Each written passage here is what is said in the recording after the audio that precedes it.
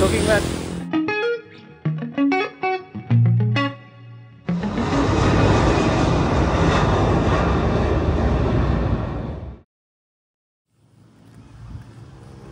Kapit na ko diri pagawas sa CP Garcia National Highway.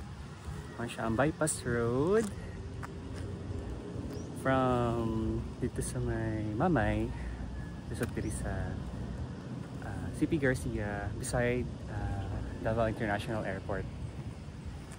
Tada! Almost complete na siya. I think 90% complete. Then lang kayo ka. Pero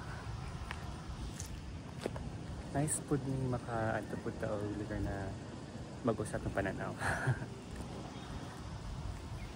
Gawas po.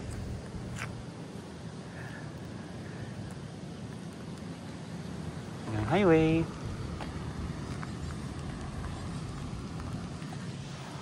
Kailan kayo.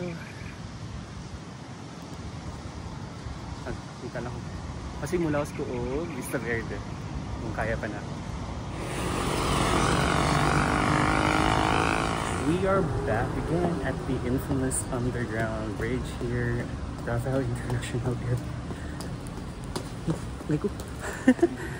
Kapit ko maslide. So, mura ko naligo. Mura ko naligo na. Nani sa feeling na maka-walking ka o taas-taas ko. Especially taog-taog na po ko na nakawalk. In this distance na. What a breath of fresh air. Very refreshing thanks to Lawas.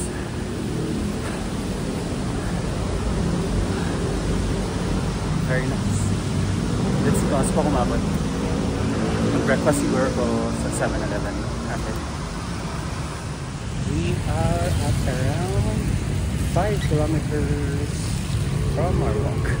And then ako din sa mga JNC.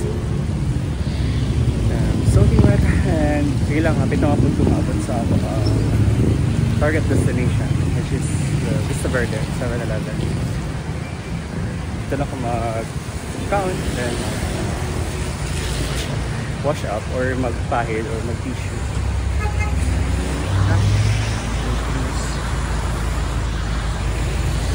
Bridge. Good morning! Good rainy morning!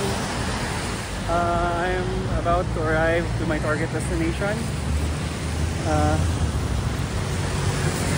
Soaking wet and hungry and thirsty at the same time. I have arrived. Paugas ako kadali, then buy tissue, mag-out. Thank you.